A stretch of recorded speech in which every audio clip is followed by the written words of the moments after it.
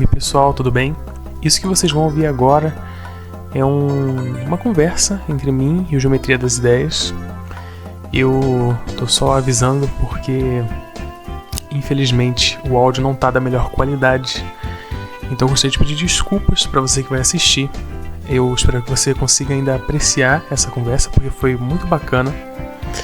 E eu tô trabalhando para melhorar o áudio do canal, em especial nessas conversas. Beleza, pessoal? Espero que vocês gostem e aproveitem.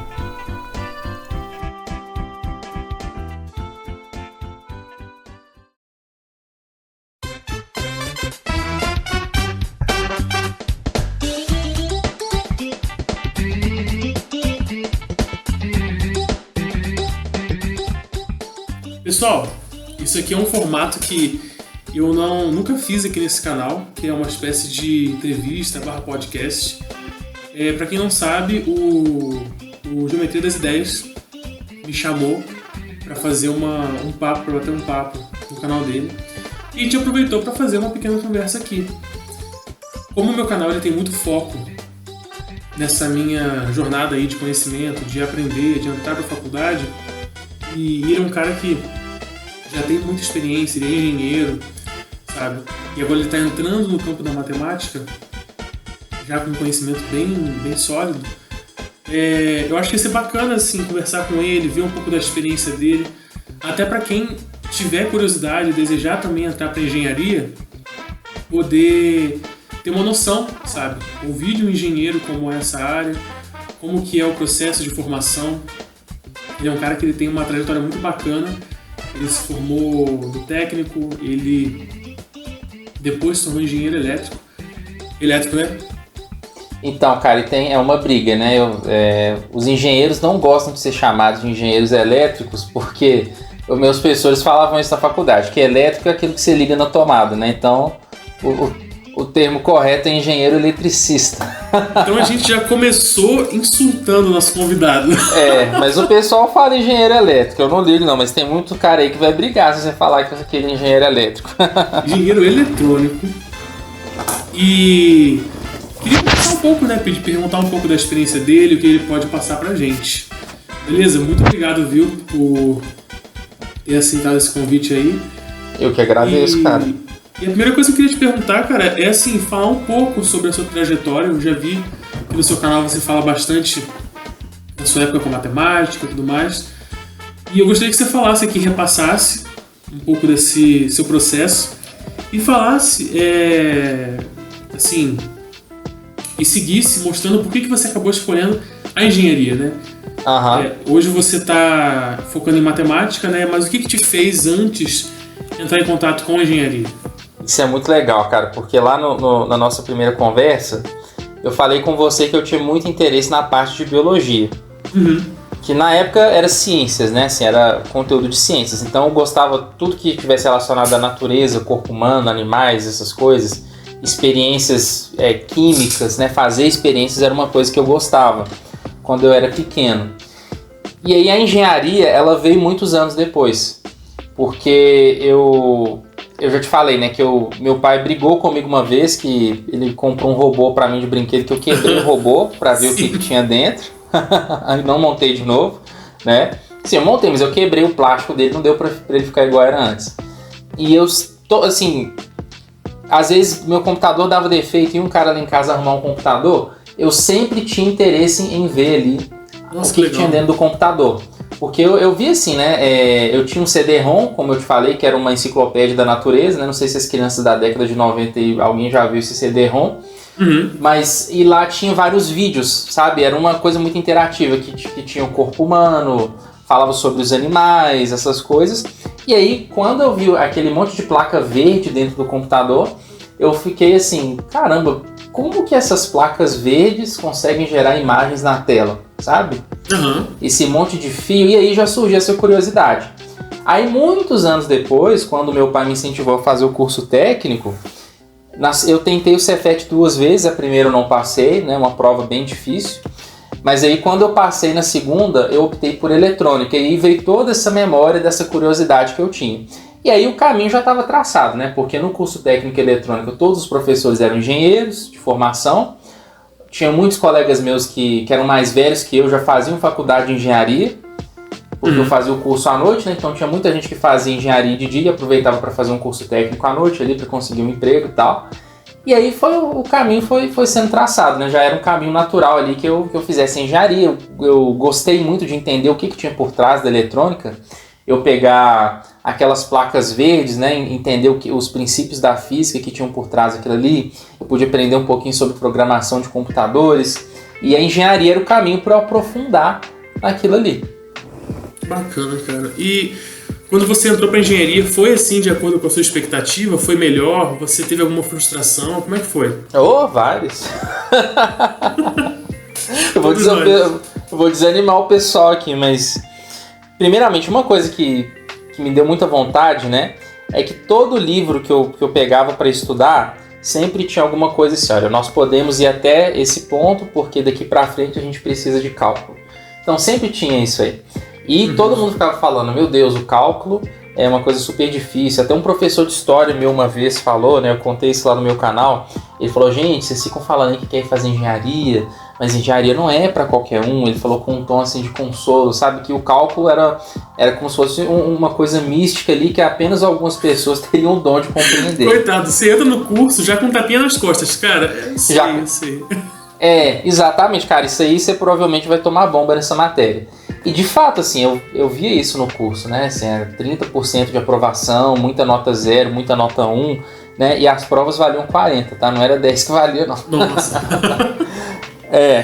Mas assim, apesar disso, eu fiquei instigado, eu fiquei curioso em vencer esse desafio. Falei, cara, será que eu vou conseguir?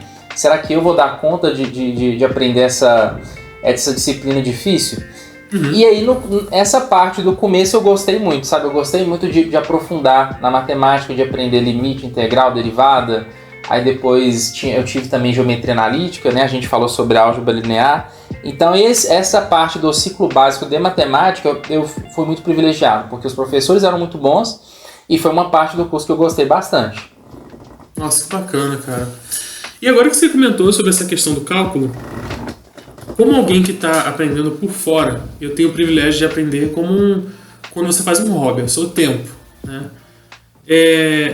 O que você acha que mais fez as pessoas terem esse problema de irem muito mal, de pegar DP logo no início em cálculo e ver o cálculo como esse monstro mítico que todo mundo vai ter que passar por ele, sabe? Você acha que era só a base ou você acha que existe, por ser um período curto para você aprender tanta coisa? Eu acho que é a base, cara. Entendi. Né? Eu acho que é a base que pega mais, porque para quem tem uma base boa, o cálculo não é difícil, entendeu? Agora, o problema é que nós temos um sistema de ensino, tanto público quanto particular, que é muito fraco na parte de matemática. Aí e demora, sabe? Assim, vamos supor assim, você aprender, vamos levar para outra matéria, sei lá, você quer aprender sociologia. Para que você pegue um livro de sociologia e leia, você já tem que estar muito bem versado ali, você já tem que ter uma leitura boa, concorda comigo? Sim.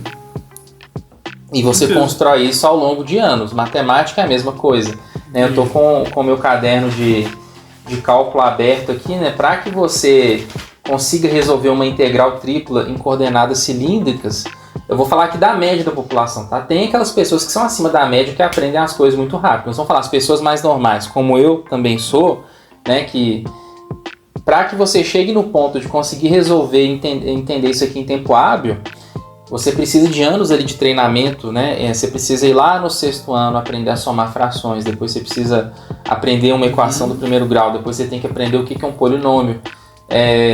E tudo bem, talvez um adulto consiga aprender esse pré-cálculo, vamos falar assim, um pouquinho mais rápido. Mas eu acho que esse é o problema principal, sabe? Aí chega o pessoal na faculdade sem ter conhecimento do básico, aí é que vira muita coisa para aprender em um espaço curto de tempo. E aí que as pessoas elas estudam, às vezes a pessoa não sabe estudar também. Entendi. Igual o Jampa falou comigo no outro vídeo, que na escola ele estava acostumado a assistir aula e bem. Só assistir aula e ainda conseguir bem. Exato. E quando ele fez álgebra linear, você não conseguia. Né? Apenas assistindo a aula e bem. E eu acho que isso é um choque para muita gente. Às vezes a autoestima da pessoa é abalada. Ela fala assim, caramba, eu achava que eu era inteligente. Ela tem essa expectativa assim, que o inteligente ele tem que ir bem sem estudar. Então, se eu não consigo ir bem estudando pouco, então quer dizer que eu sou burro. Tem muita gente que pensa isso, só que não é verdade, cara. A maioria das pessoas, até professor da faculdade, doutores em matemática, eles falam que eles tiveram que estudar muito para chegar até onde eles chegaram. E então, assim, não é aquela ideia assim que todo mundo é igual o Ramanujan, né? Que é um cara que sozinho lá no meio da Índia desenvolveu um monte de teorema sozinho. Não, isso aí é 0,01% das pessoas que estão assim. Até o ganhador do prêmio Nobel, Richard Feynman, ele é obviamente um cara muito inteligente, mas ele nunca foi uma criança prodígio, por exemplo. Né? Um cara que ele correu atrás, ralou e chegou a ponto de conquistar um prêmio Nobel. Né? Então não sei se eu respondi a pergunta, mas eu acho que é a base e talvez uma falta de conhecimento de como estudar também, que as pessoas não sabem. Legal, entendi. Uma coisa que eu ia te perguntar é justamente... eu acho que também vem dessa expectativa do que é matemática, né? Da pessoa ela esperar ali um algoritmo que vai ser passado para ela e ela tem que fazer uma conta baseada naquele algoritmo. Com certeza, cara. Eu falei do meu professor de álgebra linear, ele era um professor muito bom, sabe? Só que muitos alunos da turma detestavam ele. Por quê? Porque na prova dele, você tinha que pensar. Ele não colocava uma questão ali que era uma cópia de alguma questão que ele tinha passado em sala. E aí muitos alunos acusavam ele de ser injusto. Falavam que não, mas você cobrou coisa que você não explicou. Mas o que eles esperavam? Eles esperavam justamente isso, que se tivesse uma questão e que aí na hora da prova ele só mudasse os números da questão. Só que aí eu concordo, assim, que o pessoal realmente não sacou, assim, o que é, né, você ter o raciocínio matemático. Eu sinto que quando você sai do ensino médio com essa mentalidade de algoritmo, né, de você saber um conteúdo e resolver ele de acordo com uma fórmula, ou então um caminho que você já está acostumado, é que nem você, sei lá, tá aprendendo a vida inteira a correr em linha reta e de repente te coloca num campo. Sabe? Cara, você tem que fazer tal trajetória. Você não sabe, você só sabe correr em linha reta. E você tem várias opções ali do que você tem que fazer, várias né? Opções. E aí você falou da iniciação científica, eu acho que o legal da iniciação científica é isso, que é aí que você vê, assim, vou falar da engenharia. Eu trabalhei com processamento de sinais biomédicos na minha iniciação científica. Aí você vai desenvolver um circuito para fazer uma aquisição de batimentos cardíacos ou de alguma coisa relacionada aos músculos. Você não tem, assim, um caminho que você pode seguir, sabe? Você tem, tipo, 30 caminhos, sabe? E aí você tem que conversar com quem já tem experiência, você tem que pegar artigo científico para ler. Então eu acho que você fazer projetos, ele te aproxima muito mais da realidade do que... Eu acho que isso vem do vestibular também, porque a maioria das questões do Enem, cara, elas são muito assim, né? Você tem um texto ali que é um texto cansativo, mas em termos de matemática você só tem que decorar uma receitinha de bolo ali e já dá certo a coisa. Com certeza, cara. Eu estou estudando cálculo 1 ainda, né? Tanto é isso que eu estou focando agora no canal. E eu já estressei algumas vezes essa dificuldade, porque por mais que eu goste muito dessa capacidade que a matemática traz pra gente de desenvolver, né, de forma criativa uma resposta, o prove do cálculo para mim ainda é uma barreira, sabe? Mas é difícil, cara. Demonstrações não é algo trivial, entendeu? É um negócio que você... Eu sinto que é praticamente uma outra matéria, sabe? É um outro tipo de conhecimento que você tem que ter. Porque concordo. Eu fui pegar, por exemplo, eu fiz um vídeo recentemente onde eu citei esse caso, né? Eu estava fazendo os exercícios de cálculo sobre limite, definição de limite do Guidoriz. E aí tem uma parte que ele começa a falar assim, prove por que essa função é descontínua em todos os pontos, sabe? E, cara, depois que eu resolvi, eu falei, ok, não é tão difícil assim. Mas na hora que você bate o olho naquilo, você se sente muito perdido, porque são vários caminhos que você pode seguir. Não é um negócio onde você insere uma variável e vai sair um resultado, e vai depender do seu conhecimento algébrico para o resultado sair certo, sabe? É uma coisa muito mais criativa mesmo. Sim, é isso que eu ia falar, você tem que ter uma certa criatividade. Que nem, não sei se você já pegou problema de Olimpíada para resolver. Problema de Olimpíada é muito assim. Tem questão que só envolve multiplicação, mas aí você vai ver uma questão super difícil às vezes. E é curioso, cara, que às vezes você pega alunos que são muito bons nesse processo mais industrial, mais algorítmico, assim, né, de resolver questões, e você coloca umas perguntas para ele mais de lógica, é difícil para ele, sabe, de processar, de entender o que está acontecendo. Normalmente, lógica do que eu tenho percebido, quando a pessoa ela começa a aprender, ela deslancha, sabe? Porque lógica é um negócio muito intrínseco quando você aprende a como mexer com ela, né? Mas eu acho que nós seres humanos, não tem um ser humano assim, que normalmente nós temos lógica, né, cara? Você toma decisões na sua vida o tempo inteiro, né? Por exemplo, eu tô vendo aqui o tempo nublado. Cara, se o tempo tá nublado, tem uma nuvem mais escura, então provavelmente vai chover. Se vai chover, talvez eu tenha que sair com um guarda-chuva. Então a gente faz isso na nossa cabeça, né? Só que eu acho que as pessoas elas têm que conectar esse lado e sair dessa coisa que você falou de memorizar receitinha de bolo. Com certeza. E quando eu já cheguei a fazer aula de lógica, eu me lembro até hoje que teve uma questão que eu acho que todo mundo conhece, todo mundo que já mexeu com algum tipo de lógica já ouviu essa, que é a questão da lesma, que vai subir o poste. Você já viu essa questão? Essa eu não ouvi não, fala aí. Ela é uma lesma e ela tá subindo um poste. Ela sobe 2 metros, o poste tem 10 metros. Ela sobe 2 metros durante o dia e cai 1 metro durante a noite. Quantos dias ela chega no topo? E poderia ser um problema até de física, né? Assim, de cinemática, né? É verdade.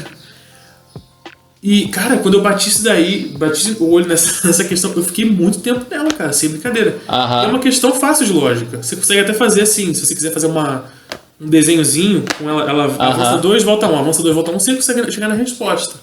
Mas pra eu deduzir, chegar num processo pra conseguir responder, foi muito tempo, sabe? Acho que essa foi a primeira questão assim, de lógica que eu cheguei a fazer. Legal. E mostra assim, né, cara, como que a gente acaba sendo despreparado, sabe, do fundamental e médio para mexer com esse tipo de questão. Eu acho que pessoas que... Não, desculpa, pode falar. Não, desculpa te cortar, mas eu só queria te indicar um livro também, sabe? Se você quer aprender demonstração, eu fiz um vídeo sobre esse livro aqui, a ideia é ser uma série, né? Até você tá lá no Discord, pessoal, quem quiser entrar no meu servidor do Discord, fica à vontade, tem um rapaz lá que é o Matheus, ele é matemático, ele tá estudando esse livro também. Em breve eu vou produzir conteúdo sobre ele. Ele fala isso, sabe? Como que você aprende a pensar matematicamente, assim, ele te ensina a se distanciar dessa questão da receita de bolo, sabe? Nossa, que legal, eu vou dar uma olhada nele com certeza. Então ele fala de lógica, fala sobre a parte dos símbolos, ele fala sobre várias demonstrações, sabe? Nossa, que bacana, vários tipos cara. Aqui no capítulo 3 ele fala só sobre demonstrações. Em inglês o termo é proofs, né? Aí ele te dá uma luz, assim, né? Sobre... Eu achei muito legal, sabe? Assim, eu achei muito mais interessante isso aqui do que, sei lá, ficar seguindo algoritmo, sabe? Muito mais instigante, assim. Você acha que ele é parecido com esse aqui, o Convite à Matemática?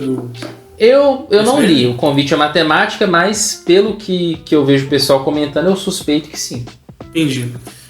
Cara, eu achei muito bacana, assim, que existem esses materiais, sabe? Eu tô lendo o Convite, eu tô no iniciozinho, mas ele já vai esclarecendo muitos desses vícios, sabe? Que a gente tem. Ele pega, às vezes, até os símbolos matemáticos e vai destrinchando o que cada um faz. Parece que é a mesma ideia. Sim, ele dá exercícios de lógica com os símbolos matemáticos para você saber de fato para que eles servem, né? Legal. Mas então, voltando aí para tua experiência na engenharia. Aí assim que você entrou lá, o que você percebeu assim que mais te alavancou em conhecimento, o que mais te fez bem? Foi a IC? Foi alguma outra coisa? Foram outras oportunidades que você teve lá? Como que foi isso? O que mais me fez bem, cara, teve várias coisas. O ciclo básico, assim, a parte de matemática foi muito boa. Não tenho do que reclamar, assim, todos os professores do ciclo da matemática eram muito bons. Alguns cobravam menos, outros cobravam mais, mas assim, se for olhar... Acho que o professor, não necessariamente o professor bom é aquele que cobra muito na prova, sabe? Porque eu tive professores que cobravam muito e não tinham uma didática muito boa. E tinha professores, às vezes, que não cobravam tanto, mas eles tinham uma didática excelente. Mas, enfim, teve essa questão do ciclo da matemática. A iniciação científica, para mim, foi o mais importante, assim, sabe? Que eu tive acesso a um laboratório, eu trabalhei ali numa equipe em conjunto com um professor meu. Ali eu entrei em contato com a inteligência artificial antes desse hype todo, antes de chat GPT, antes de tudo isso, né? Então eu tive esse privilégio de aprender e aplicar sobre redes neurais artificiais. Uhum. Aí eu fiz esse projeto com o professor, e dali eu já puxei também um projeto de iniciação científica voluntária, né? Que acabou virando meu TCC e serviu depois também para eu ingressar no mestrado, que eu pretendia seguir nessa linha. E aí é o que você falou, assim, você aprende a resolver um problema do mundo real. Você aprende a juntar tudo ali, né? Eu desenvolvi protótipo, no caso. Uhum. Acho que é ali que eu cheguei mais perto ali de ter me tornado um engenheiro, ou seja, alguém que consegue ver o problema do mundo real e pensar assim, tá, qual máquina que consegue fazer isso? Qual máquina que resolve esse problema? Eu gosto sempre de usar o exemplo daquele filme do Homem de Ferro, né? Provavelmente você já deve ter visto. Sim, sim. Que o Tony Stark, tudo bem, exagerado ali, né? Mas ele faz isso, né? Ele tinha ali ele estava ali naquela caverna ali, sendo refém, e ele desenvolveu uma tecnologia ali que não existia, né? Sim. Usou os conhecimentos dele tal de física, de matemática, e criou ali a armadura do Homem de Ferro. Então é esse tipo de coisa que eu gostava de fazer. E o outro ponto que eu tive, que é um ponto interessante, você conhece pessoas que se tornam, não só profissionalmente, você faz amizade também, né? Você conhece pessoas que são parecidas com você, que têm os interesses parecidos com os que você tem, e algumas dessas amizades eu trago comigo até hoje. Meu sócio, inclusive, que é o Saulo lá do canal que eu tenho sobre criação de conteúdo, que é o Sócio Ideias, o Saulo ele fez faculdade comigo, né? E teve a oportunidade também de fazer um intercâmbio na Universidade de Purdue, que aí eu até falei com o Leandro no podcast que eu gravei. Foi a oportunidade da minha vida ter estudado nessa universidade aqui, porque assim, é uma das melhores universidades do mundo, né? E nossa, eu não teria estudado lá se não fosse através da engenharia, certo? Então acho que eu resumi aqui os pontos assim, mais importantes. Aí uma última coisa que eu posso falar também é que por mais que eu não atue hoje como engenheiro, eu acho que eu aprendi a pensar, sabe? Então acho que você aprender a raciocinar, a pensar, é uma habilidade que você leva para a vida. Cara, que bacana. Isso, inclusive, essa capacidade que a engenharia dá é uma coisa que todos os engenheiros que eu já conversei falaram, sabe? Por mais que você não seja engenheiro, depois que você se forma, se você se formou aproveitando a tua formação, você vai sair com uma cabeça diferente, sabe? Sim. Eu percebo a forma como meu pai trabalha, por exemplo, como ele lida com os problemas do dia a dia como um engenheiro, sabe? Legal. De fato você adquire uma capacidade diferente. Agora, você pode falar um pouco mais sobre essa tua experiência aí, cara, indo pra fora? Para os Estados Unidos, claro. Claro. Pode falar. Perdão. Como é que foi, assim, eu digo, você fez algum processo seletivo? Você recebeu bolsa através de algum tipo de bolsa de mérito? Como que foi esse processo? Antes de eu contar, cara, eu quero contar uma anedota que até o Pierluigi Piazzi que falou numa palestra dele, né? Você sabe como que o engenheiro conta a história para os filhos dele? Como? Ele conta assim, 3 porquinhos, P1, P2 e P3 encontram um lobo mau, L1. Muito bom! Ai, cara. Mas é isso, é o que você falou. Acho que seu pai deve fazer isso, né? Na hora dos problemas do dia a dia. Ele disseca todos os problemas, ele vai... É aquilo ali, cara. Você pega a engenharia reversa, quebra em pequenos problemas, sabe? É isso. Eu faço isso no YouTube, né, cara? Depois lá no outro canal eu vou falar no Geometria das Ideias. Eu tento fazer isso. Eu vou analisando o gráfico, né? Analisando as métricas ali. Mas para não fugir da sua pergunta, como que eu consegui estudar nos Estados Unidos, né? Existiu, pessoal, há muito tempo atrás, em uma galáxia muito distante, um programa chamado Ciências Sem Fronteiras. Sim. E ele foi um programa que o governo deu muitas e muitas bolsas para alunos de graduação. Não só graduação, porque mestrado e doutorado ainda existem esses programas, né? Só que ele ampliou isso de uma maneira que nunca tinha sido vista, né? Então ele deu muita bolsa, principalmente para os alunos das áreas de engenharia, tecnologia, etc., estudarem fora. Então foi assim, eu ouvi falar do programa, foi através do YouTube. Tinha uma youtuber que se chamava Júlia Jolie, você já ouviu falar dela? Já. Então, ela tá meio sumida, mas na época ela era bem conhecida. E ela mostrava a rotina dela pelo programa Ciências Sem Fronteiras, ela mostrava a universidade nos Estados Unidos, e tinha outros canais também que começaram a mostrar isso. E eu estava frustrado na época, porque aí não era tanto com a parte acadêmica, mas era com o meu trabalho na indústria, né? Eu trabalhei não como engenheiro, né? Eu era estagiário, que eu não tinha formado ainda. Mas eu fazia estágio em uma empresa que era no setor automotivo. E o que eu falei que eu queria fazer, né, que era ser igual o Tony Stark, ficar inventando ali uma armadura da hora, né, usando uma metáfora aqui para facilitar o entendimento, mas eu queria meio que ser um inventor, eu queria criar coisas novas. Só que na indústria, cara, eu vi que no Brasil não tem essa parte da criatividade, porque o Brasil, na verdade, é como uma grande fábrica. Então, o que a maioria das empresas faz? Eu suponho que no polo que você tá aí, né, aí seja diferente, né?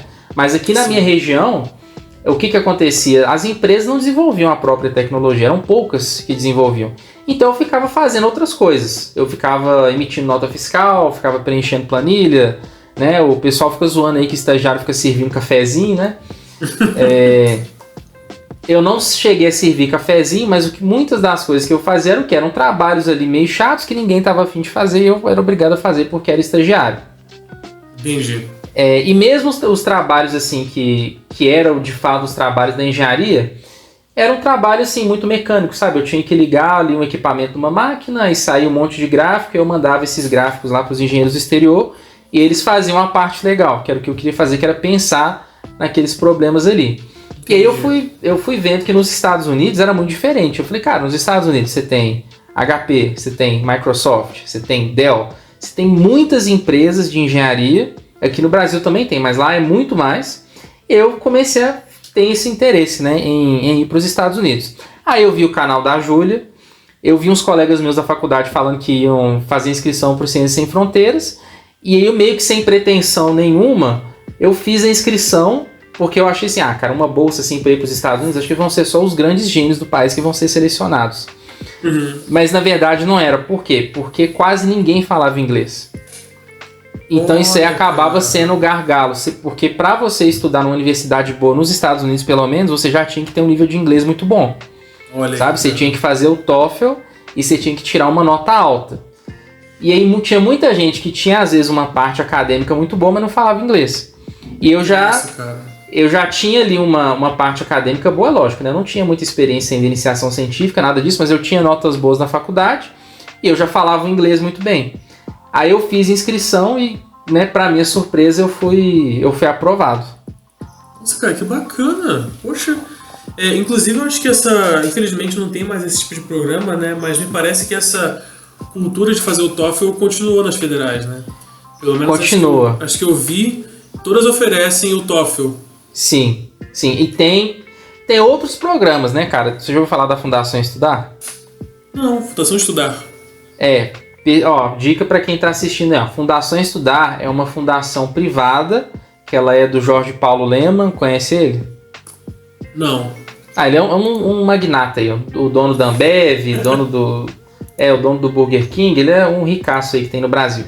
Sim. E a Fundação Estudar oferece bolsa para graduação, para mestrado, para doutorado. Inclusive, teve um aluno meu, né, um aluno meu de inglês, que eu dava aula de inglês também, né, não sei se eu já falei isso, mas ele conseguiu essa bolsa da Fundação Estudar e fez um curso lá em Ohio, se eu não me engano. Aí tem N modalidades, entrem no site aí, né, da Fundação Estudar que vocês vão ver. Vou ficar de olho também. Hã? Vou ficar de olho também. Isso, olha aí, cara, eles estão dando bolsa, acho que vale a pena aproveitar. E dentro das universidades você tem programas que são na pós-graduação. Eu não sei se a nível de graduação se tem alguma coisa ainda, mas na pós eu vejo muita gente fazendo mestrado, doutorado fora. Nossa, que bacana, cara.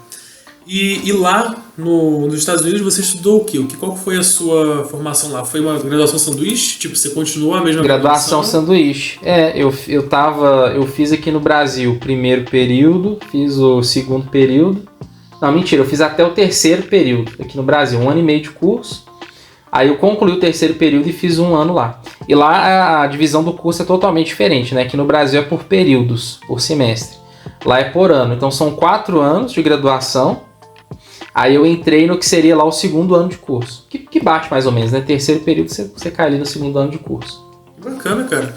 Agora tem 2 perguntas. Aí eu fiz respondendo a sua pergunta de maneira mais direta, eu entrei lá no departamento, porque lá era um departamento, engenharia elétrica e de computação, Electrical and Computer Engineering, para quem quiser treinar o inglês aí. Então, a engenharia elétrica, eletrônica, de automação, era tudo um departamento, entendeu? Não é igual aqui no Brasil que você tem vários, né? Você tem curso de engenharia de automação, de telecomunicações, lá era tudo um, entendeu? Então, você fazia ali um ciclo básico e aí depois você puxava as matérias se especializando na área que você queria seguir. Poxa, cara, que legal. Parabéns. E eu tenho 2 perguntas. A primeira é, se você, por mais que você tenha ido bem no TOEFL, se você teve um choque ao ter que aprender inglês, se você teve ainda que aprender a aprender inglês, porque a gente consegue entender, né, as conversações, a gente vê filme e tudo mais. Só que eu imagino que a engenharia ela tem uma linguagem técnica, né? Sim. E eu acho que é até mais fácil, assim, do que um... Sério? Eu falei isso com o Leandro. Sim, porque imagina se você for estudar literatura. Você tem que ter um inglês muito mais avançado, na minha opinião. Engenharia é tudo muito direto ali, entendeu? Então a parte da engenharia eu acho que é tranquilo. Tanto é que tem muita gente aí que não fala inglês e até consegue se virar ali lendo um livro de matemática em inglês e tal, né? Nossa, que interessante. E a segunda é a diferença na educação, eu digo na educação formal mesmo. Se você viu muita diferença da faculdade que você estava para essa nova, se o método de ensino era muito diferente, como é que foi a tua percepção? É totalmente diferente, cara. E só para antes de eu responder essa, só para eu falar uma coisinha do inglês também que é importante, você tem também a parte do dia a dia, né? Por exemplo, quando você tem que conversar com as pessoas e tal, aí eu senti um pouco de dificuldade, porque você tem... Assim, você tem muita variedade também na maneira como que as pessoas falam, né? Por exemplo, às vezes você tem uma pessoa que é mais idosa, essa pessoa às vezes não vai falar de uma maneira que para um estrangeiro, pelo menos, é uma maneira muito clara de entender, dependendo, né? Às vezes tem gente que naturalmente fala mais rápido, tem gente que fala mais devagar. Então eu senti um pouquinho de dificuldade com isso, sabe? Mas como eu falei, eu já falava inglês bem, eu consegui me adaptar de maneira até rápida. Eu até tive uma situação que a menina ela foi meio babaca assim comigo, sabe? Que eu fui comprar um negócio, aí ela perguntou bem rápido assim, você quer a nota fiscal? Né? Ela perguntou, would you like a receipt? Super rápido. Aí eu perguntei, você podia repetir? Ela foi repetiu rápido, de novo. Aí, quando eu pedi pra ela repetir de novo, ela só falou assim, never mind. E, tipo assim, não... Só faltou falar, vaza daqui. Tinha uma outra menina atrás de mim na fila que ficou rindo assim, sabe? Coitado, cara, que isso? Aí teve essa situação, eu pensei em falar alguma coisa, só que eu não... Sei lá, deixa pra lá. E dizem que o brasileiro, quando ele não deixa desaforo, né? Ele liga no modo brasileiro, volta a falar português e vira aquele fuzuê. Cara, e sim, só que foram poucas pessoas, sabe? Foi só essa vez, olha só, eu fiquei 1 ano lá, foi só essa vez que essa pessoa foi babaca comigo, assim. Depois, a maioria das pessoas eram bem educadas, assim, bem tranquilas, sabe? Mas aí... pode falar. Não, eles estão em constante contato com imigrantes, né? Sim, com certeza. Mas aí, voltando na questão do... Você falou da parte acadêmica, é totalmente diferente, cara, assim, Primeiro que o material didático que se utiliza aqui no Brasil muitas vezes é um material norte-americano. Então, por exemplo, o livro do Stewart é dos Estados Unidos. Então, a maioria dos livros da engenharia que pelo menos eu vi por aí são livros dos Estados Unidos. Então, tem esse ponto ali que é um ponto em comum.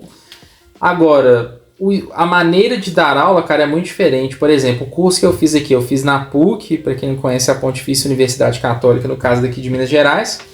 E como até em outras faculdades também, você tem 5 anos de duração no curso de engenharia e são em média ali 7 a 8 matérias que a gente faz por semestre. Nos Estados Unidos você tem um curso de 4 anos de duração, que eu acho que é melhor, né? Porque você se forma 1 ano ali mais rápido. E você pode pegar quantas matérias você quiser. Só que você, em média, em geral, assim, você pega no máximo ali 5 matérias por semestre. Eu, no caso, pegava 4 e era muito mais difícil do que pegar 7 aqui no Brasil. Porque você se aprofunda muito mais naquelas matérias, que eu acho que é muito melhor para você estudar. E como que é esse aprofundar nas matérias? Eles passam mais conteúdo ou é por mais tempo? Ou é só uma cultura de se aprofundar mais? Como é que funciona? Olha, primeiro, aí é que é interessante. O tempo você tem menos aula, ou seja, a duração das aulas é mais curta, né? Você tem uma carga horária menor, mas em contrapartida você tem uma carga muito grande de tarefas que você tem que estudar sozinho. Então, para fazer faculdade nos Estados Unidos, você tem que ser autodidata, senão você não dá conta. Já é esperado que você seja autodidata. Entendi. Então, assim, o professor, por exemplo, eu estou aqui com essa integral tripla. O professor não vai chegar e falar, gente, integral tripla é isso. Não. Ele vai marcar no começo do semestre, ele vai passar, eles chamam de sílabos, e cada tópico tem uma leitura ali que você tem que fazer do livro antes da aula. Olha, e já pareceu uma pesquisa, né? Quando você chega na aula, ele só vai dar uma pincelada ali em alguns aspectos mais importantes. Ele não vai ficar fazendo conta, explicando o beabá, isso não, isso aí já espera que você saiba. Entendeu? Eu acho que é muito melhor, inclusive, tá? Eu acho que porque você estuda muito, né, fora da sala. E tem uma outra coisa que é muito positiva também, que se chama office hours, que é o quê? Você tem um horário que você pode procurar o professor fora da sala para tirar dúvida. Isso já tem um horário fixo. Então, por exemplo, você tem as lectures, né, que são traduzindo aí seria palestras, são as aulas. E todo professor ele tem, olha, eu estou disponível toda terça e quinta às 15 horas no meu escritório. Então você pode ficar à vontade para comparecer no escritório dele e aí você vai, sei lá, você pode falar sobre pesquisa, você pode tirar dúvida de algum... Porque lá tem para casa na faculdade. Então você está fazendo para casa, você está com alguma dúvida, você tem aquele espaço ali para ir tirar suas dúvidas, sabe? Sim. Uma coisa que eu já vi alguns youtubers de fora, em especial o Math Sorcerer e o Struggling Grad Students, que é um nome difícil para mim de falar. Sim, eu já vi esse canal, o Math Sorcerer é bem conhecido, né? Inclusive seu vídeo saiu aí. Ih, rapaz, saiu mesmo. Bom, mas não tem problema. O que eu queria saber é o seguinte. Eu já ouvi eles falarem muito dos exercícios que caem nos exercícios que vão para casa, né? Eles caírem nas provas. Lá você vivenciou isso de o que te mandava fazer em casa, fazer na prova?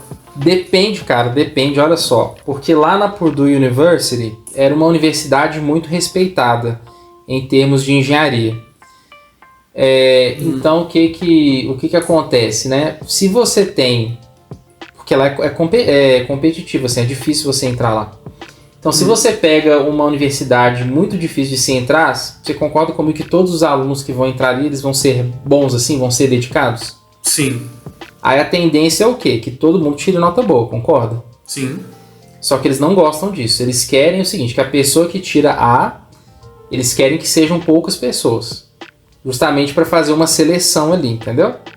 Entendi. Meio cruel isso, mas acontece. Aí o que eles fazem? Eles sobem o nível da prova de forma que realmente seja uma pequena estatística dos alunos que consigam tirar uma nota muito alta. Entendeu? E que a maioria dos alunos tire C, que é o que? 70%. Aí o que acontecia nas provas, né? Tinha professores que passavam cópias, né, de exercícios que eram de para casa, mas essas provas eram gigantescas. Então, tipo assim, a gente tinha sempre uma hora para fazer as provas, aí eram tipo 35 questões. Então você tinha que ter uma habilidade de pensar muito rápido ali e fazer muita coisa mentalmente. Aí você tinha outros professores... Oi? Meio no estilo Enem, né? Exatamente. Agora, tinha outros professores que seguiam uma outra linha. Eles davam menos questões, mas eles davam questões mais complicadas e que não eram uma cópia ali do para casa, não. Que você tinha que realmente pensar ali na hora o que você tinha que fazer. Entendeu? Então eram duas formas de dificultar. Então a experiência que eu tive é que não dava para generalizar. Alguns professores davam cópia dos para casas, só que era prova grande. Outros variavam as questões, só que eles davam provas menores. Nossa. Mas uma coisa que eu não entendi, por que no que eles se beneficiam de ter um grupo seleto de pessoas tirando A e o restante tirando C? Cara, eu acho que é uma questão de cultura, sabe? Eles têm muito uma coisa assim, eu tenho que saber quem são os melhores alunos. Entendi. Sabe? Sei lá, como se fosse, por exemplo, sei lá, vamos pegar a Copa do Mundo, por exemplo, né? Você tem um campeonato, você tem que ter alguém ali que é o campeão, não é? Entendi. Então você tem que ter ali, eles fazem o quê? Tem a fase de mata-mata, não tem? Sim. Então às vezes o time ali, sei lá, tem um jogador ali que machucou o pé e tal, às vezes ele perde o jogo por causa disso, mas aí você tem um vencedor ali, concorda? Sim, aham. Agora, se fosse você pegar, não, vamos pegar as estatísticas ali, pegar 100 jogos de cada time, sei lá, acho que teria muito empate, né? Seria difícil assim você selecionar um time ali para levar a taça. Então, como eles querem, até para as empresas, assim, você tem que pôr no seu currículo qual que é a sua média das notas, sabe? Talvez no intuito de facilitar ali uma seleção de currículos, né? Aí entra numa questão até filosófica também, né? Mas é a filosofia deles, não, a filosofia de competitividade, em que você tem que ter quem seriam os campeões ali que vão acabar talvez tendo mais oportunidades. Curioso, é bem parte da mentalidade do americano, né? Essa coisa mais Sim, do totalmente. campeão que conseguiu se destacar entre os outros, né? É, o loser, né? Que tem muita essa coisa, fulano de tal é um loser, sim. Eles têm muito isso na cultura deles. E... eu acho que essa é a palavra-chave, é um ambiente competitivo, sabe? Eu acho que essa é a palavra-chave. Aham. Você acha que isso chega a prejudicar o aprendizado? Eu acho que sim, cara, porque aí você entra naquela mesma questão do Enem. Você acaba avaliando a habilidade da pessoa de fazer provas e talvez não a habilidade da pessoa em ser criativa, por exemplo. E a criatividade a gente sabe que gera, inclusive, muito dinheiro, né? Sim. Você vai criar um produto inovador, esse produto ele gera um grande retorno para as empresas e até para a sociedade de maneira geral. Então, no meu caso, sim, eu acho que atrapalhou. Por exemplo, acabava que eu gastava muito tempo estudando para as provas e eu penso que ali seria interessante se eu tivesse feito mais outras coisas. Por exemplo, tinha clubes ali, né? Às vezes eu passear no final de semana. Aí você acaba não fazendo isso porque você fica totalmente imerso ali em ter que passar, tirar nota na prova e tal. Entendi. Uma coisa que eu já vi bastante em filme, né, cara? Uma impressão completamente enviesada. Mas eu sempre vi em filme, quando eles vão falar de faculdade, falando assim, eu era tal colocação na turma. Eu não sei se tem algo aqui no Brasil, mas lá é muito comum isso, né? De você falar eu era inclusive, tal na turma. eu tenho um caso assim, que um professor meu, o que ele fazia? Toda vez que tinha uma prova, ele publicava um ranking da turma, entendeu? Mostrava quem estava em primeiro lugar, quem estava... Coitado de quem estava em último, né? Que ficava, então, cara, é cruel, né? É cruel, sim. E ele fez uma coisa, só que aí que tá. Ele publicava isso aí, era com o número de matrícula, entendeu? Uhum. Então você só sabia o seu número de matrícula. Mas no dia da prova final, esse cara... ele fez uma coisa que talvez aqui no Brasil teria dado até um processo para ele. Olha o que ele fez, você não vai acreditar. A gente chegou, né, para fazer a aula, a prova, né, era a prova final. Uhum. Porque lá era assim, você tinha várias provas ao longo do semestre e aí você tinha o final. O final era uma prova com conteúdo acumulativo que você fazia ali todo final de semestre. E valia, tipo assim, cara, valia, sei lá, 40% da nota. Entendeu? Nossa. Então se você não fosse bem no final, já era, você tinha que ir bem no final. E aí era uma sala tipo essa de anfiteatro, sabe? Sim. E toda prova, cara, é tipo um vestibular mesmo, sabe? Tem vários aplicadores, você geralmente muda de sala para fazer a prova, sabe? Eles são bem rigorosos assim com essa questão de prova. Mas aí a gente chegou a esse anfiteatro e aí beleza, eu fui, né? E ele marcou o lugar. Ele fez um mapa de sala. E aí eu cheguei, sentei ali e falei, engraçado, né? Sentei aqui. Aí eu fui ver quem estava sentando perto de mim. Foi engraçado, assim, que eram algumas pessoas que eu sabia que tinham notas próximas às minhas. E eu vi que lá no topo, na parte de cima, tava sentando só, tipo assim, os chineses, os indianos, entendeu? E aí a gente percebeu, cara, que ele organizou o mapa de sala de acordo com a nota. Caraca, cara! Sim, graças a Deus, eu fiquei bem no meio ali. Falei, ok, eu não sou também o destaque da turma, mas quem ficou lá embaixo, cara, era triste, assim, sabe? A pessoa chegava assim, olhava pra cima, aí abaixava a cabeça e sentava. Caraca, e no fim das contas, assim, isso era mais por exibição, né? Esses aqui são os melhores. Não, esse cara era meio doido, sabe? Eu olho pra trás, assim, ele era super inteligente, assim, ele tinha doutorado do MIT, o pessoal falava que ele era gênio, sabe? Que literalmente ele era esses caras geniais, assim. Sim. Mas Ele, por exemplo, uma vez ele estava com raiva do aluno, ele falou assim, mas felizmente eu acho que esse aluno vai tomar bomba, sabe? Ele falava, o cara era bem doidinho, assim. Uhum. Nossa, cara, que experiência curiosa, né? Porque quando você ouve do ambiente acadêmico das pessoas que estão inseridas nesse ambiente, então o F-Sorcerer, o do Great Students, eles não costumam falar dessas coisas porque é cultural, eles estão bebidos. Talvez para eles seja normal, exatamente. Eles não conhecem o sistema de outros países, né? Exato. Então talvez isso aí já esteja dentro do normal para eles, né? E como nós somos culturas, ou melhor, a nossa cultura é muito influenciada pela deles, né? A gente tende a achar que é tudo muito parecido. Mas existem choques, né? Tem. Até se for comparar, por exemplo, sei lá, com a Arábia Saudita, teria uma diferença maior, mas o Brasil ainda é um país que foi colonizado por um país europeu, né? Então você tem proximidades, mas ainda assim, os Estados Unidos, eles são um país que foram colonizados pela Inglaterra, que é um país anglo-saxão que já tem uma certa distância, né, de países ibéricos, tipo Espanha, Portugal, né? Então, porque eu falo assim, que eles é que ditaram a cultura aqui, né, essa parte educacional e tal. Então tem uma certa discrepância ainda. Sabe, por exemplo, tem para-casa. Para-casa que eu sempre enxerguei como coisa de criança. Lá não, na faculdade lá você tem para-casa. Eles chamam de homework, né? Isso que é engraçado. Homework. Sim, é homework. Então você tem o homework, você tem que entregar. Todos os para-casas são corrigidos igual prova, tá? Vale ponto, ele corrige tudo direitinho. Mas o homework é tranquilo, assim, porque é só você estudar, né? Você tem tempo ali para fazer em casa. Aí se você correr atrás, você consegue tirar uma nota boa. Interessante. A primeira vez que eu comecei a ouvir esse vocabulário deles, que é uma coisa que pra gente é muito mais do fundamental, né? Então, eles chamam a faculdade de school, let's go to school, né? Isso, school, sim. Eles falam do homework. Eu fiquei assim, caraca, coisa meio infantil, né? Eles ficam falando dessas coisas. Eu tive essa impressão, mas é bem padrão isso assim. Acho que isso é específico dos Estados Unidos. Acho que na Europa já não tem isso, pelo que... Entendi. Tinha uns europeus que eu encontrei lá que me falaram isso. E uma outra coisa também, a questão do professor, né? O professor é uma figura, assim... No Brasil, assim, os professores eles eram mais próximos, assim, da gente, sabe? É um deus dos Estados Unidos, né? Não que seja um deus, cara. Eu acho que eles talvez sejam até mais humildes que os professores brasileiros. Sério? Mas assim... fala um pouco sobre isso. Sério. Mas é uma questão da formalidade, sabe? Há uma formalidade muito maior do trato com o professor. Primeiro que você não chama o professor pelo primeiro nome, a não ser se ele der permissão para isso. Entendi. Entendeu? Então, por exemplo, se você chama, sei lá, Jampa da Silva, você lá seria o professor da Silva ou o Mister da Silva. Entendi. Agora, se você falasse, não, pode me chamar de Jampa, aí beleza.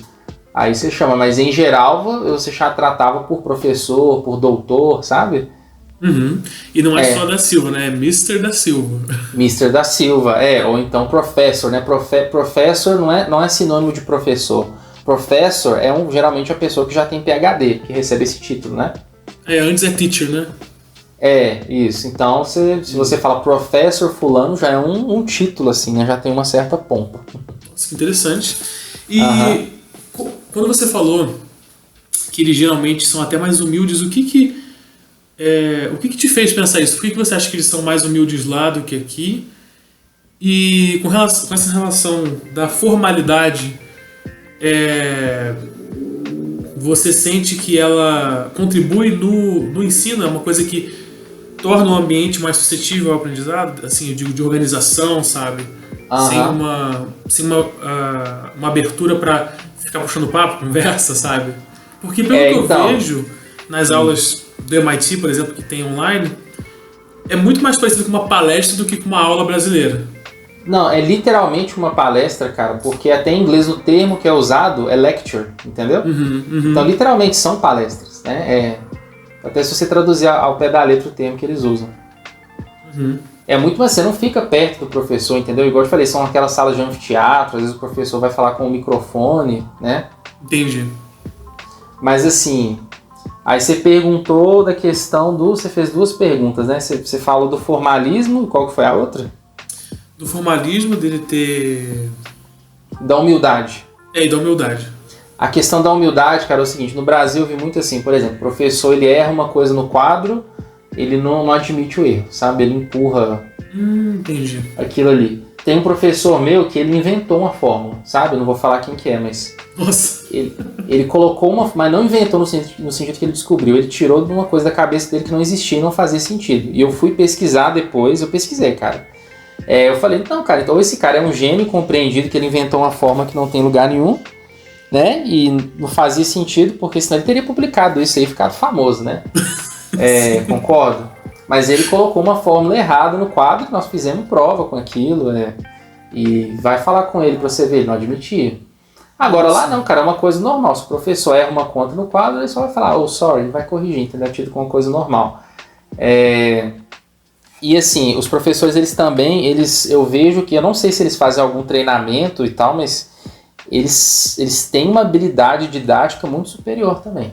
Sério? Sabe? Eles falam muito melhor, eles sabem tirar a sua dúvida, sabe? Você pergunta as coisas para ele realmente ele sabe, ele te dá uma chavinha ali que vai te poupar tempo, sabe? Esse professor meu que fez a questão de me ranquear os alunos por nota, ele tinha uma didática fenomenal, cara. Assim, eu lembro que a gente tinha que fazer uns projetos que eu gostava muito, inclusive, que a gente tinha que projetar uns amplificadores, né? Era matéria de eletrônica e no final a gente estudava matéria de amplificadores.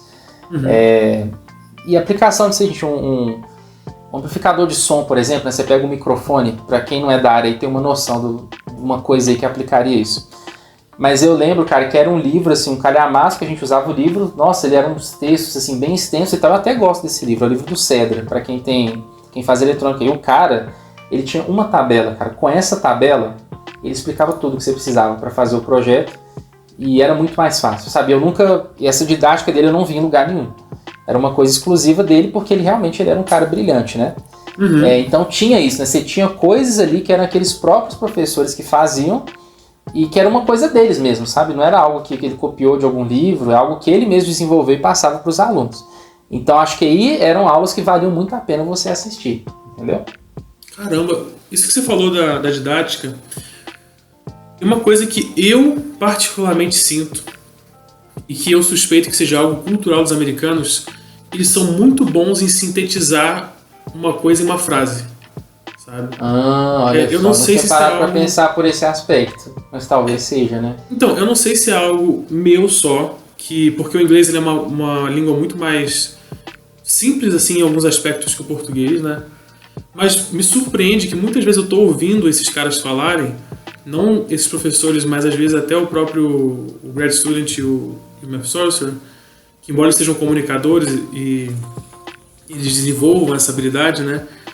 Eu percebo que muitas vezes eles em uma sentença resumem uma coisa que eu estou tentando desenvolver, sabe? Uhum. Mais do que acontece quando eu estou ouvindo um brasileiro falar. Isso pode ser uma coisa completamente de impressão minha, sabe? Eu não tinha parado para pensar por esse aspecto, cara. Mas eu sei que, assim, eu já ouvi muita gente falar que os americanos, eles se especializaram em contar histórias, falar coisas, né? Então eles são muito bons em palestras, eles são muito bons em apresentação, em show. Talvez a educação dele já seja um pouco mais puxada para isso, né? Porque realmente, cara, assim, eu não tive assim... Eu tive uma professora lá nos Estados Unidos que ela lia slide, sabe? Que a aula dela era meio ruim, mas os outros eram todos muito bons, sabe? Entendi. E você... então você não teve uma percepção, por exemplo, daquele famoso caso, que muita gente conta do professor que é o cara na área dele, mas não sabe dar aula. Se ele é o cara na área dele, ele sabe dar aula. Lá eu vi as duas coisas acontecendo. O cara, eles eram os caras da área e ainda assim sabiam transmitir muito bem o que eles sabiam. Uhum. Agora aqui no Brasil não, tinha pessoas que às vezes nem eram cara da área, eram uns bosta e ainda não sabiam assim, explicar o básico. Nossa! Não são todos, tá, gente? Não estou generalizando. Quem não me conhece, eu sou um pouco irônico se eu faço brincadeiras, tá? Mas não eram todos. Eu tive muitos professores bons no Brasil também, né? Mas realmente eu acho que os de lá eram melhores. Entendi. E com você, assim, com tudo isso que você falou, cara, eu tenho tido a impressão, pelo que você está falando, que lá parece que muitas coisas são opostas aqui. No sentido de cultura, de abordagem. Então, por exemplo, sim, isso que você falou de eles quererem ter alunos que se destacam. A questão da cultura da competitividade, Da competitividade. Me parece contrário a uma coisa que eu vejo muita gente criticar aqui no Brasil, que é o tal do nivelar por baixo, né? É você deixar tudo muito mais fácil, tudo muito mais digerível para que todo mundo passe.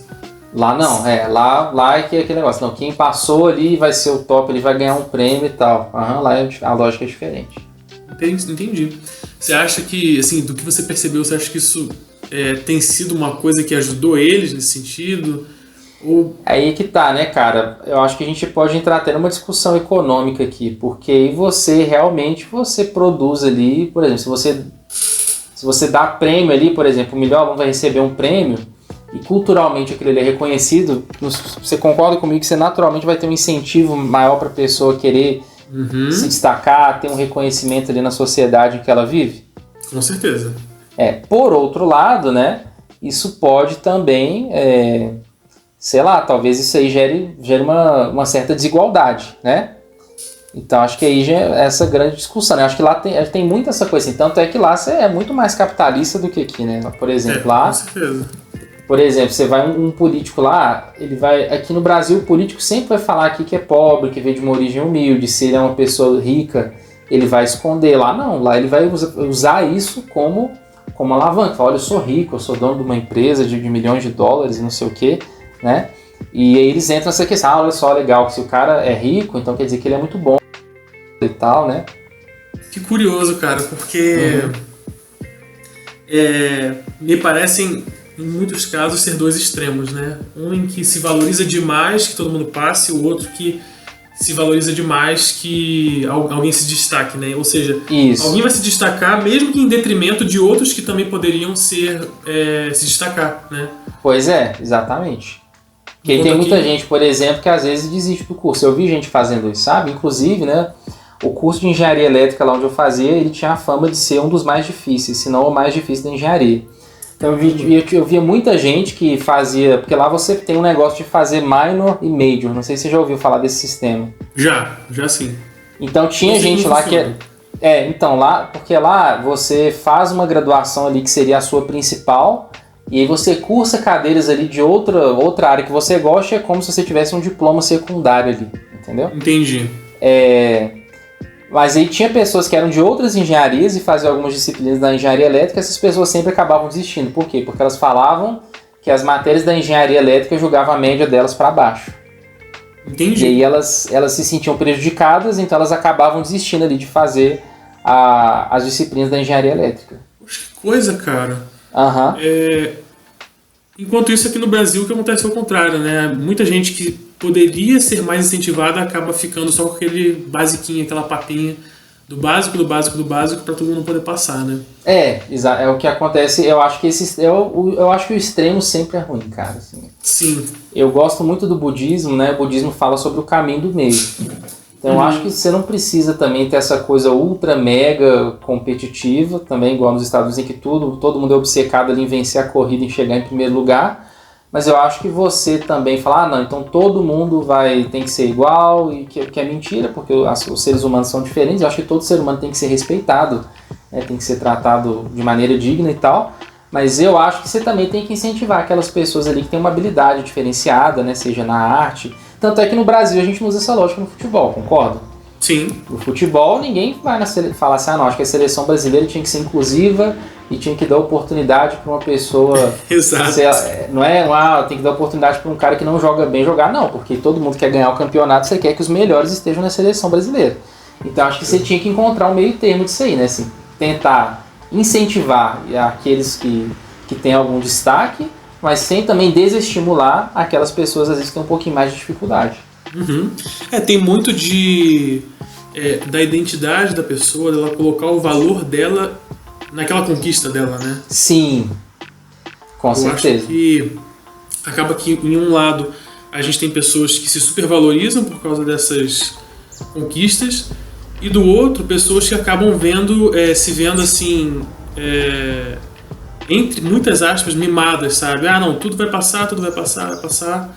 E aí ela não precisa aprender, ela não tem necessidade de aprender, ela não se sente desafiada, estimulada a aprender, porque não existe risco. Né?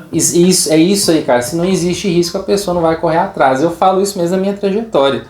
Quando eu fui estudar em escolas, por exemplo, eu fui para os Estados Unidos, eu estudei muito mais lá do que eu estudava aqui no Brasil. Porque como era mais competitivo, aí foi o lado positivo, assim. Acho que a minha habilidade de matemática, nossa, ela melhorou demais em matemática e engenharia. Tanto é que quando eu voltei pro Brasil, eu me destaquei muito aqui, sabe? Assim, eu já era um bom aluno, só que eu lembro que eu fiz uma prova aqui que era o terror, assim, da minha faculdade, né? Eu lembro que eu fiz a prova, sei lá, em 30 minutos e tirei 100%, sabe? Porque lá era um nível de dificuldade muito, muito superior. Então não era porque eu sou muito bom, porque eu fui num nível de cobrança muito mais alto, e eu voltei para um lugar que o nível de cobrança era muito mais baixo. Que legal, cara. Então, eu acho que, falando nesse caminho do meio que você citou, talvez, assim, a gente entender que precisa haver um risco, que a pessoa precisa ser desafiada e haver consequências, mas ela não colocar a identidade dela naquele resultado, né? Ela tem consciência de que ela pode melhorar. Isso, ela usar aquilo ali como uma plataforma para melhora e não se falar, meu Deus, se eu tirei nota ruim, então quer dizer que eu sou um bosta, eu tenho que desistir. Não, nada disso, né? Que aqui no Brasil é uma coisa que a gente meio que ouve isso, né? Assim, sim. A gente tem essa, mesmo que não ouça diretamente, né, dos professores, mas a impressão que você tem você tem os alunos bosta, que é os que não conseguem fazer certas coisas, que tira média ou então tira abaixo da média, e aí vão puxar um gênio porque é o cara que consegue tirar 70, 80. Né? Tinha um professor de matemática péssimo assim que eu tive no ensino médio, ele falava isso, ele falava assim, não, porque quando eu era aluno, eu não precisava estudar, porque matemática é um dom, assim, e realmente quem sabe, quem não sabe, não sabe. E as notas nas turmas dele eram muito ruins, né, e tal, ninguém gostava da didática dele, né, eu acho que ele desestimulava, ele se colocava ali como um cara muito acima da média, né. Eu acho que não era, cara, porque se ele fosse acima da média, eu acho que ele teria ganho ali uma medalha Fields. Como ele nunca ganhou, eu acho que ele não era tão bom assim quanto ele falava. Exatamente. Cara, eu acho que o legal é a gente entender que o conhecimento é uma coisa que, ao passo de cada um, a gente consegue adquirir, né? Uns mais devagar, outros mais rápidos, uns com mais habilidade, outros com menos, mas é legal que o conhecimento ele pode ser retido e compartilhado, né? Você consegue sempre compartilhar a sua maneira e incentivar outros a também quererem aprender, sabe? Sim, com certeza. Porque eu já vi muita gente falando nisso, né? Sobre, mas e se tiver um gênio na minha sala? Cara, você não vai conseguir parar ele, a não ser que você mate o cara, sabe? Você, assim, veja esse tipo de situação como uma oportunidade de aprendizado mesmo. Sabe? Sim, e a questão é assim, não se comparar, porque sempre vai ter alguém que é mais alto que você. Aí você vai fazer academia, sempre vai ter aquela pessoa que vai ganhar massa muscular muito mais rápido que você.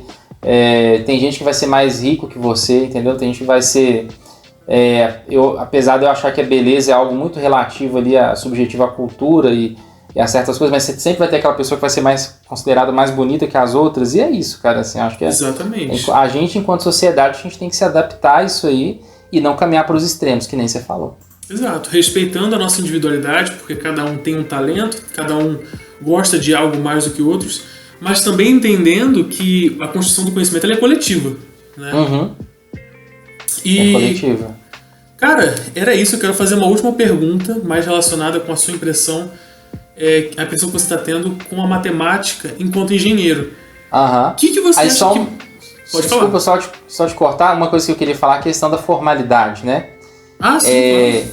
Eu acho que eu acabei não respondendo, é que o seguinte, a formalidade, eu acho que ela fecha, assim... Por exemplo, quando eu formei na PUC, nós fomos para um churrasco, né? A gente comemorou, foi na casa de um professor. Então você tem... bem Brasil isso. Você tem uma questão, todo mundo tomando cerveja ali e tal, né? O professor, eu não bebo, né? Mas o pessoal tomou cerveja. Mas aí isso poderia, sei lá, o profissional se mistura ali com as relações pessoais e nós brasileiros, assim, a gente aproveita mais esse lado da vida, sendo que o americano... É verdade. Isso é verdade, é estereótipo, cara. O americano, ele pensa só em trabalhar. Eles literalmente são workaholics. Mas aí você não tem esse lado assim, de desenvolver uma amizade com o professor, talvez, mas você também não tem o lado que você ouve muito, acho que principalmente na universidade pública, que é de professor perseguir aluno. O professor às vezes não vai com a cara de algum aluno e ele às vezes reprova um aluno de maneira injusta. Isso lá é inexistente, porque é tão impessoal assim que muito provavelmente o professor nem vai saber quem é você, entendeu? Nem o professor que corrige sua prova geralmente, são os alunos de doutorado dele que corrigem. Entendi. São os assistentes dele. Tanto que é um problema que eles estão tendo agora, né? Que tem muito idoso assim, a pessoa acabou de chegar nos 60, né? que a pessoa ela simplesmente não tem nada para fazer na vida. Ela já se aposentou, vive dentro de casa, sabe? O cara só sai para comprar comida e voltar. Muitos são divorciados, né? Porque é um índice muito alto lá nos Estados Unidos. Então você tem muito idoso lá morando sozinho, meio que com falta de propósito, sabe? Sim, as famílias lá são mais separadas, tipo assim, geralmente aqui no Brasil, eu não sei se no seu meio social é assim, as pessoas, sei lá, se casam e tal, mas elas procuram morar perto dos pais. Né? Em geral. É um novo núcleo que se forma. Exatamente. Aí só que lá não, assim, lá as pessoas elas fazem 18 anos, elas tendem a ir pra longe da família, elas vão pra outro estado, entendeu? Elas não têm essa coisa assim de ter o contato com a família, né? Então o pai idoso vai ver uma vez no ano ali almoçar durante 1 hora, depois vaza, entendeu? Entendi. Eles não têm aquele conceito assim de gosto de vamos fazer uma festa, um churrasco, você curtir ali e conversar com a pessoa, entendeu? Eu, enquanto parte da minha cultura, enquanto brasileiro, eu acho isso muito mais problemático do que o que a gente faz, né? De continuar vivendo numa comunidade. Mas é isso, cara. Eu queria agora ver de ti, assim, quais são as principais diferenças que você vê entre aquele que faz matemática, que produz matemática, e aquele que deseja fazer engenharia. Você, como alguém que faz os dois, né? Que você se formou em engenharia e agora você está indo para matemática, o que distingue esses dois, né? Porque são exatas, são áreas que exigem um pensamento lógico, mas ao mesmo tempo elas são distintas ao ponto de a gente ter essas rixas, né? Essas rinhas aí entre matemáticos e engenheiros. Então, primeiro que em relação à matemática, cara, eu tô engateando muito ainda, né? Então eu vou falar aqui baseado no pouco que eu estudei e baseado no que eu conversei já com alguns matemáticos. Mas assim, na engenharia, primeiro que os professores do ciclo básico da engenharia, eles são todos matemáticos. Mas, e você já tem assim um pouco mais puxado para esse lado de fazer algumas demonstrações. Né? Os livros do Sturt, suponho que o Idoriz também, eles não são igual aqueles no ensino médio, assim, que você só pega uma receitinha de bolo ali, geralmente eles tentam mostrar assim, o que é a derivada, mostrar o que é a definição do limite, né? Esse é um lado que eu acho legal. Então até tinha alguns professores que pediam para mostrar uma coisinha ou outra, provar alguma coisa ou outra, só que na matemática eu vejo que você tem demonstrações que são muito mais complexas, né? Você tem várias técnicas de demonstração, você tem por indução absurdo, você tem princípio da indução, você tem muitos detalhes assim que eu não vi na engenharia. As demonstrações que eu vi na engenharia, pelo menos, sempre acabava caminhando para um algebrismo. Entendeu? Você tinha que demonstrar uma coisa, mas no final você só tinha que ter um bom conhecimento de álgebra ali, substituir uma coisinha na outra ali e resolvia. Minha experiência, tá? Entendi, famosa regra de três. E agora, esse professor meu de álgebra linear, por exemplo, ele era um cara que ele já puxava um pouquinho mais para esse lado da matemática pura, sabe? Ele já passava assim, umas definições bem formais, né? Eu te falei das questões de VOF que ele cobrava, que você tinha que demonstrar por que determinada afirmativa era verdadeira, você tinha que demonstrar por que determinada afirmativa era falsa. Eu não sei se é o professor, se a álgebra linear já tem naturalmente essa abordagem. Mas é isso, assim, essa é a diferença. E aí, na engenharia, né, vamos falar das disciplinas específicas de engenharia, a dificuldade dessas disciplinas não está tanto na matemática. Entendi. Por exemplo, você tem uma disciplina que eu gosto muito que se chama Sinais e Sistemas. E você vai trabalhar o quê? Você vai trabalhar a transformada de Fourier, série de Fourier, você vai trabalhar com transformada de Laplace. E em momento nenhum foi assim, apresentado para mim a demonstração de por que a transformada de Fourier é aquela fórmula lá. Geralmente só era passada a fórmula. Você olha, para calcular a série de Fourier, você vai colocar aqui o primeiro coeficiente é esse, você tem a integral de não sei o que, depois você faz uma somatória e a gente aplicava aquilo para resolver problemas da engenharia. Certo? E aí a parte matemática acabava sendo uma parte mais mecânica, embora não fosse fácil, mas a dificuldade, essa parte criativa, aí já estaria em alguma coisa da engenharia. Muitas vezes você tem um problema ali que você está tentando resolver, aí você não sabe. Você fala, cara, e aí, como é que eu resolvo isso aqui? E aí você tem que pensar, não, calma, isso aqui, se eu fizer uma transformada de Fourier e jogar isso aqui no domínio da frequência, eu vou conseguir enxergar coisas que eu não conseguiria enxergar fazendo a análise no domínio do tempo. Eu não sei se eu fui muito técnico aqui no que eu falei. Não, eu entendi o que você quis dizer. Né, mas qualquer coisa você fala que eu tento explicar de outra forma.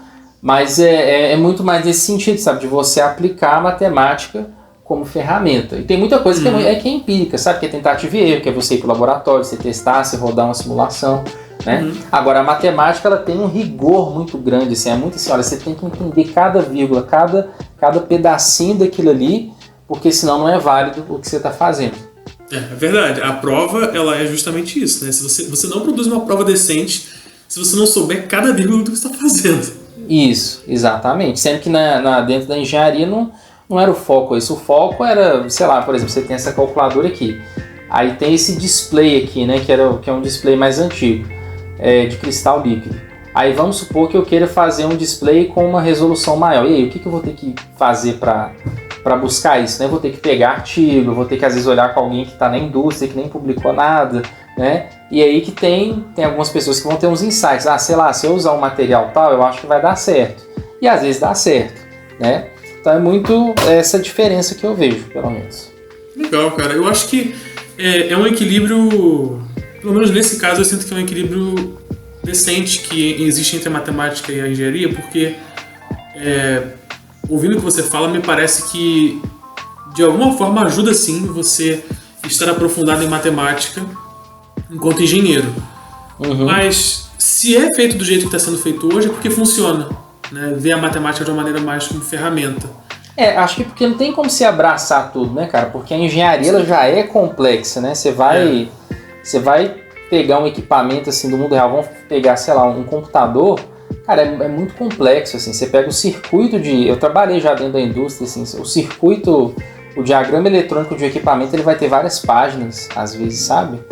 Eu lembro que tinha muita gente na indústria que às vezes o cara fazia uma dissertação de mestrado para resolver algum problema que estava ali dentro da empresa. Então é isso, né? Acho que você vai se especificando. Se você ficar provar um curso de engenharia, vamos supor, se você ficasse preocupado ali em ficar provando absolutamente tudo que você visse, eu acho que você não conseguiria chegar na parte da engenharia. Pelo menos não em tempo hábil. Sim. Eu tive uma impressão diferente da matemática muito recentemente, que foi vendo uma demonstração de como que foi encontrada a fórmula de Bhaskara, né? Legal. Eu gosto. É muito gostoso ver isso, cara. Sabe? Foi isso que me brilhou o olho, sabe? Mas esse tipo de coisa eu até vi na engenharia, sabe? Porque ainda assim é uma demonstração assim, beleza, é mais assim... Eu tenho a impressão que é algo mais mecânico, mas, por exemplo, você já viu a demonstração de por que raiz de 2 é irracional? Cara, eu já não lembro como é que é não, mas você tá falando daquela que pega um quadrado, desenha a diagonal e aí você tomba ela sobre o eixo X? Não, então, eu acho que essa essa é uma demonstração, eu não conheço essa, mas eu vi uma assim, que você usa uma demonstração por absurdo, né? Você considera que a raiz de 2 é racional e aí você chega num resultado absurdo. Entendi. Entendeu? Então isso é algo que eu não tinha visto em engenharia e é algo assim, é uma pegada bem diferente, sabe? Assim, não necessariamente vai ter uma conta longa, entendeu? É muito mais um insight ali que você tem do que você ter por exemplo, a da fórmula de Bhaskara, você tem que ter um domínio da álgebra, né? Você coloca ali, cancela, não sei o que, entendeu? Então, de fato. Talvez... eu tô engateando ainda, né? Pode ser que eu esteja falando bobagem, mas eu vi que tem algumas demonstrações da matemática, assim, que você não faz a força braçal, entendeu? Que a força tá muito mais na sua cabeça, entendeu?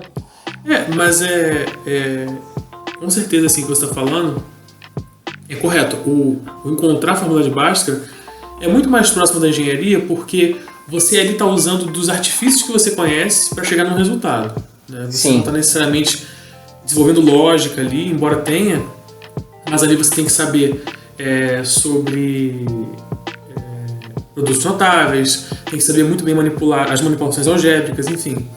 Isso. Enquanto as provas, elas já são uma coisa um pouco diferente. Mas como alguém que só conhecia a fórmula de Bhaskara como a fórmula de Bhaskara, pra mim aquilo ali foi assim, sabe? Que isso, cara? Não, mas é muito legal. Eu também adorei, assim. Inclusive eu vi essa demonstração, você conhece um canal que se chama Matologer? Não. Ele fez essa demonstração usando uma animação, sabe? Aí que entra na questão que a gente falou da animação. Depois eu vou te mandar esse vídeo.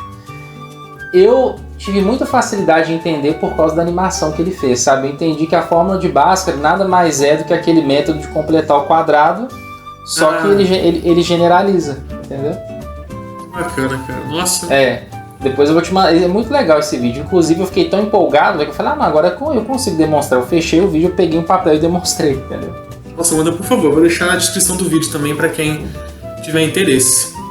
Muito legal esse canal, Matólogo. E ele nem estava falando sobre equação de segundo grau. Ele usou a equação de segundo grau porque ele estava querendo explicar um negócio sobre dos números complexos, entendeu? Nossa, que bacana. É gringo?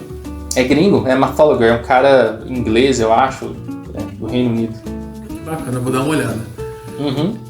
Olha, muito obrigado. Acho que a gente encerra por aqui, né? Beleza, eu que agradeço a oportunidade. Adorei a conversa, cara. Cara, foi muito bacana. Tanto a que a gente fez pro seu canal quanto a minha. Eu gostei muito mesmo de conversar. Aprendi muito. É um prazer aí, cara, poder ouvir você que tem uma experiência tão bacana, que Prazer é meu. estudou nos Estados Unidos, estudou aqui, fez o curso e agora tá desbravando aí, né, a área da matemática. Sim, cara, e Assim, por diversão, assim, né? Sem estar preocupado, pelo menos por enquanto, com prazo, com prova. Eu acho que quando você faz isso é muito mais divertido. Você acaba indo mais lento, né? Mas sim, você se diverte mais também. é bem mais lento, mas é uma coisa assim, é outro nível de aprender, sabe? É uma coisa Sim. transcendente. Aham, sim.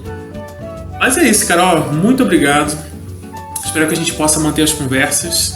Vamos manter, sim. E eu não sei se esse vídeo vai sair antes ou depois, mas também dê uma olhada na conversa que a gente teve no canal do Geometria das Ideias. Isso aí, A gente sigam também lá. fez outras conversas, falou sobre outros tópicos. Sigam ele no canal dele, que é o Geometria das Ideias, vai estar na descrição do vídeo. É um canal que o pessoal provavelmente já conhece, né? Porque meio que quem segue um segue o outro e essa bolha aí que a gente já conhece das mãozinhas. Aham. Mas espero que quem assistiu aí tenha gostado. E é isso, pessoal. Até a próxima. Talvez a gente tenha outras entrevistas, não sei, vai depender das oportunidades. Beleza? Você quer deixar algum recado final? O recado que eu vou deixar, pessoal, uma coisa bem direta, assim, estudem por prazer também, entendeu? Mesmo se você estiver na faculdade, sei lá, pegue um livro que nem esse aqui, ó, e leia, sabe? Aprenda, assim, sem você ter uma prova para fazer, sem ter um trabalho para entregar, eu acho que vai fazer bem. Beleza. Então, pessoal, espero que vocês tenham gostado. Fiquem com Deus, até a próxima e não se esqueçam de dar uma conferida no canal do Geometria das Ideias. Beleza?